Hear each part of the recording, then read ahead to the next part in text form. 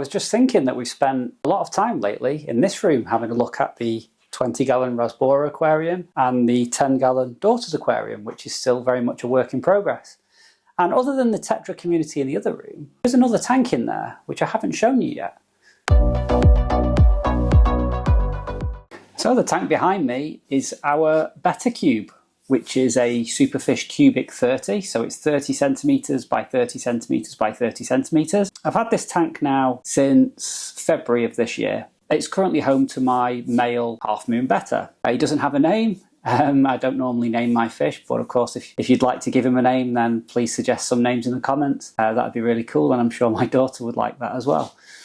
So yeah, this tank's been set up since February. It was originally home to just the red cherry shrimp, which I'll show you the inhabitants in a minute more closely. It was set up originally as an iwagumi style, which iwagumi is essentially aquasoil and then rocks. And I've used some cerio stone in this, I guess, aquascape or planted tank, whatever you want to call it. And I've used a number of plants in there, which again, I'll take you in closer in a moment and let you see those. The intention was always for it to be a Betta tank. Now, the first Betta I bought, which was another half-moon Betta, unfortunately didn't last more than a couple of months, and later found out that it probably developed a tumour, which is quite common in Betta splendens, especially with them being so overbred. They can have bad genetics, of course. You know, they're bred so much now for the different colours and different tail types. So it was just one of those things, and it was quite sad really to see it sort of deteriorate quite fast. I was thinking I probably wouldn't have another Betta, even though it was the first one I ever had. So initially, other than the red cherry shrimp, I put some ember tetras in this tank, and they were very shy. Now I don't know if that was because of the size of the tank or maybe the light was too bright, but I didn't really enjoy them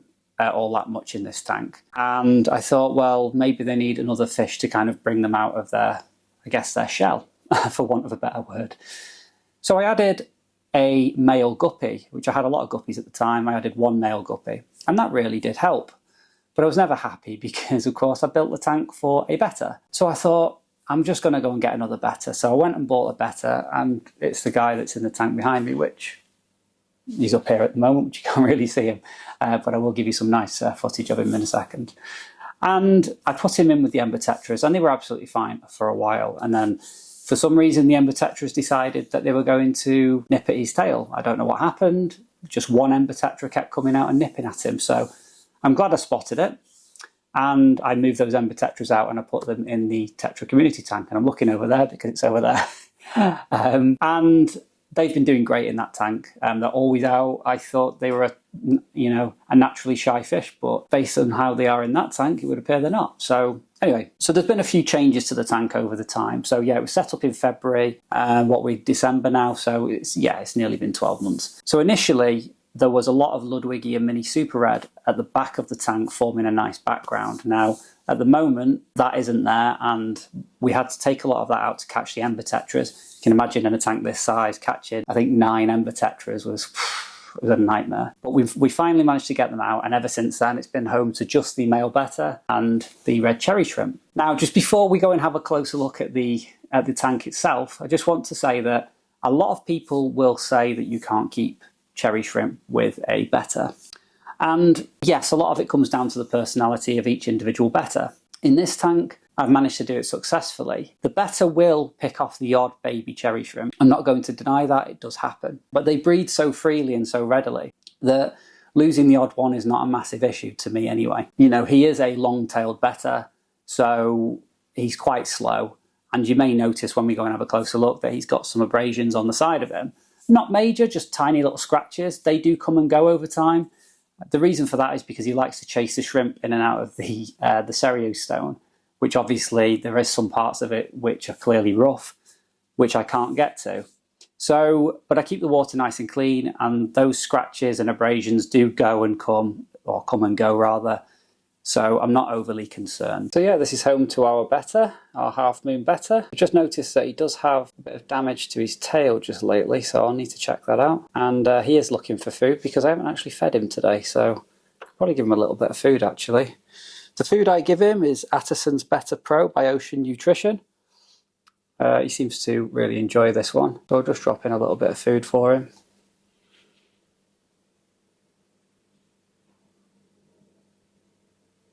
There you go. He really enjoys those. Makes short work of them. Let's say we've got some red cherry shrimp. just down here. I have no idea how many we've got. I've lost count now. They breed like crazy anyway, so there's just a couple you can see there. So the carpeting plant you see in the foreground here is actually Monte Carlo. Now you'll hear a lot of people say that Monte Carlo needs high light, needs CO2. This tank's never had CO2 injection, just high light and the aquasoil base. As you can see, that's quite deep. The aquasoil I used in this was Fluval's Biostratum, which was a good aquasoil. It's looking like it's probably depleted a lot of its nutrients now though, so I might need to just give that a boost with some root tabs or root capsules.